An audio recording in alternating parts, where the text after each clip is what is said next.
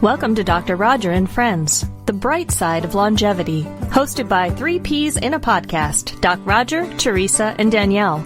Thanks for joining us for coffee and conversation.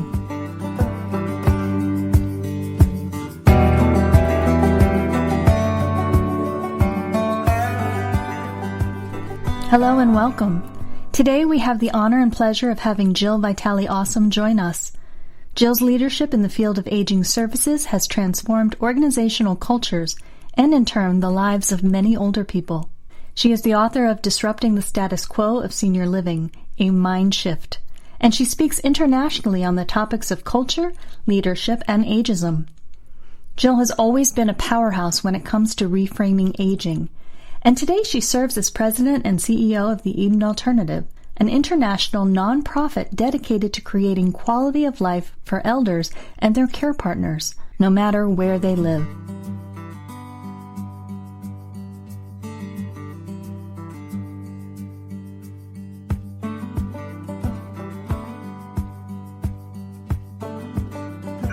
Well, welcome everybody to the bright side of longevity, and we are so honored, and I am so pleased to have with us today Jill. And Jill is you've heard her introduction, but she is a friend, she is a colleague, she is an awesome person, and she is a disruptor, as her book says, in a very, very good way. We're lucky to have disruptors. Jill, thanks for being here today. Thank you for having me today. I'm thrilled to be with you. Jill, it's so great to have you. One of the things I was thinking about is, ageism has really been brought to the forefront during this pandemic. So where are you seeing these stereotypes of aging? Oh, in so many places, and it's so interesting. Some people have said, well, it's getting worse right now. And Ashton Applewhite, if you know of her work and her book, she's a big advocate for thinking about aging in a different way. And she said it's always been there. It's just brought it into the spotlight, which could be a good thing if we really pay attention to it.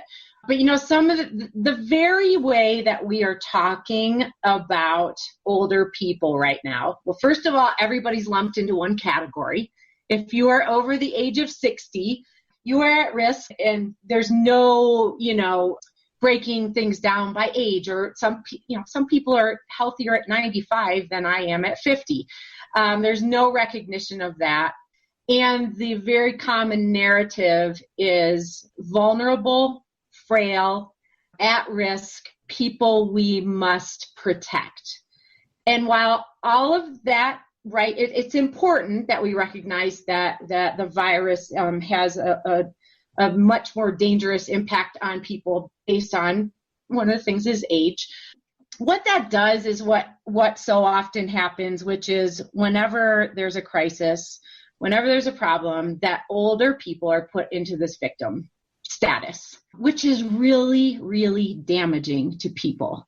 And, with the Eden Alternative, we always talk about that we all need the opportunity to give as well as receive care. And that ties into all the research we know about purpose, right? All the research that shows that when we have meaningful purpose in our life, when we are giving back, when we have a role to play, that our health is better, we live longer. I'm guessing, Roger, probably has an impact on people's immune systems, which is so important right now. Yeah. And when all we're doing is saying, you're this age and you need to be protected and we need to do for you, we're really taking away and teaching people further, like we always have, that when you reach a certain age, there's nothing to give back. And I think that's a really, really dangerous thing to be doing. The other thing that is concerning is with this narrative being even more prevalent, is we all know the research about when we think that aging is all about decline. When we think bad things about our own aging process, it's a self-fulfilling prophecy. And that's not just what happens when we're, 75. Everybody at every age is getting these messages now. And how will that impact our health and our aging as we go through life because of this huge input of negativity we're getting? I'm in the rare new place of being high risk because of my age. Despite I work very hard on health and I feel I'm pretty healthy, but all of a sudden, I'm in this high risk category, and that's new, and I'm glad I don't take it seriously. But if I did, I think it would be very detrimental. Yeah. And we are more than our health status, right? And there are people that are living with dementia and living with all kinds of underlying health conditions that have meaningful purpose. And so to just put everybody, well, you're a certain age, Roger, so therefore you are to be protected and you can't do anything for the world right now, is just, we're missing out. One of the things we're learning from Eden Alternative Communities, where they really focus on, it's a reciprocal relationship, is that the folks that live in these communities are helping the team members get through this time. Because when you have more life experience, I've heard stories of, residents saying, I lived through the time of polio, and I lived through a time where we didn't have any food. And I remember one in particular, my whole family of 7 people had to share a single potato. And saying to the younger people who don't have the life experience, we're going to get through this. This is really hard. This is awful. But I've lived through times like this, and there's that resilience that you don't always have if you haven't lived through things like that. And I just see so often that we're not even calling upon that wisdom, the experience, and how should we best get through this? It needs to be a community approach versus we professionals shall decide for the rest of you. Yeah, I think this has been going under the radar for some time, but this crisis brings it out, how we are taking all that wisdom gained over many years. I actually lived through the polio pandemic myself, and neighbors' kids were dying right next to us. And I remember my parents, and, in any case, I couldn't agree more. And maybe this will put it in the spotlight so that we'll be embarrassed enough to do better. I hope Jill, so. Your Eden Alternative, great organization, and it's helping to drive transformational change, just like your book, Transformational Shifts in Culture. So what's been the feedback? Because, organizations aren't always really keen on changing. What we're hearing from organizations that, so what we do is it's really a complete this radical organizational shift and a shift in the way we support older people, and it's empowering people. And what we're hearing, and it's not surprising really when you think about it, is that these organizations that have done this deep work, so say nursing homes right now, right? And we work with all different types of organizations, nursing homes, assisted living, life plan communities. But probably, I guess we would all agree that nursing homes are probably having the toughest time right now. But even in those settings, the organizations that have these really strong cultures that have done this deep work, they've got some things in place that other organizations don't, that helps them to get through this, okay? And when you have a crisis, it exposes both where you're strong and where your cracks are. And what we're seeing and hearing is, when you have a culture of trust, which is what happens when an organization goes through the work of the Eden Alternative, there's deep trust and communication between the leadership, team members, residents, family members. And so when you have that trust, people, during these times of people are terrified. But when you trust your organization, when you know the leader, you're much more likely to feel better about the decisions. We don't see the family members being quite so upset about some of the not being able to visit family members right now, because they trust that the right things are happening. When team members are empowered, we've got one of our organizations we work with is in Mississippi, and their communities have been through Hurricane Katrina, and they've been through all these disasters, and their CEO, who's actually on our board, said, the fact that my team is empowered has helped us get through Katrina. It's helped us get through all these other hurricanes, and it's helping us now. Because when people are empowered, they're not standing around asking, what should we do now? Right? And they know the elders so deeply that those relationships are there. And so the fear, it subsides as well. So those are some of the really interesting things. And we have organizations, even in the midst of all this, who are reaching out and saying, okay, we need this because they're seeing it now. We're also hearing from these organizations, and usually they're leaders that are, yes, they've got their heads down trying to get through this, but they're also looking to the future. And they're saying, what are we learning right now? Good question. Right. So some really interesting things that I didn't expect is and we've heard this from Australia, we've heard this from folks in Denmark, and we've heard this from people in the US. And not everybody in those countries, of course, but some examples. But that residents in like these nursing homes where people aren't in and out all the time, and it's so weird to hear this, they said it feels more like home now. Interesting. And I feel like I'm more at peace because I'm not being shuffled from activity to activity to activity. And I don't have all these people I don't know in my house, which is the community they live in. And so they're saying, what can we learn from this? And do we want to go back to that old normal? You know, our organization is Master Peace Living. One of our residents just said, I think that should be spelled differently during this PEA. Yes. Jill, that strikes me as so sad, and also at the same time hopeful that sad that they're feeling better due to a pandemic, but also hopeful that we can learn lessons from this. Yeah.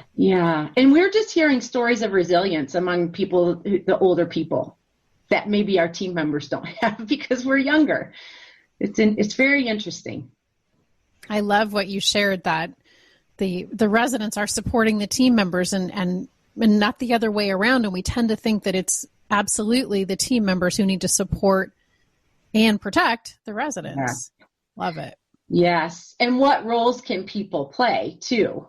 You know, it doesn't have to be all staff who are doing everything, and people are looking for purpose, especially right now. So there are some communities where the people that live there are part of the cleaning team, right? Or you know, in homes that are built this way and structured that way, where, you know, cooking, and everybody's part of this community for everybody to get through it together.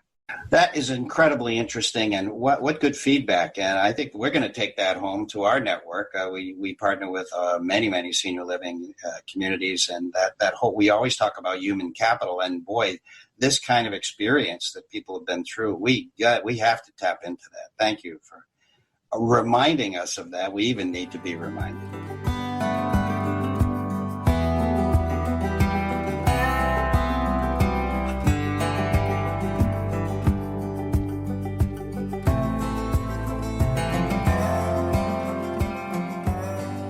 So you've already alluded to the fact that you're global. You made references to a number of countries, and you know, in fact, you're affecting, you know, over 100,000 lives in 19 countries, right? Mm-hmm. So that has to give you some perspective. You probably already shared some of that perspective with you, but could you share some more with us? What you get when, you know, we all have a pulse, no matter where we live, and we're all aging, no matter where we live or what country we're from or what language we speak. And so we'd like you to share some of that perspective.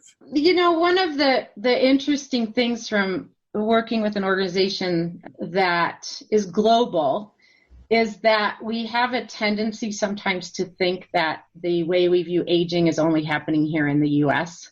You know, we kind of bash our society, and the really great thing about being in all these countries is we're helping all these people. And the bad thing is that all of these countries need the Eden alternative to undo the institutional framework of care and the ageist viewpoints that all these societies have. And I have found that so fascinating over the last couple of years. You know, there are countries that do think differently, but there sure are a lot of them that are very much very similar to ours in how we view older people.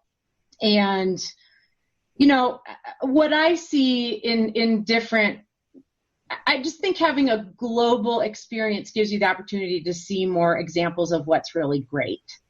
There's we just spoke to them we have a live show we do every week. And when probably the most advanced organization we work with in the world is called Sherbrooke Community Center in Saskatoon, Saskatchewan. And we talked with them about what life is like. And this is a nursing home.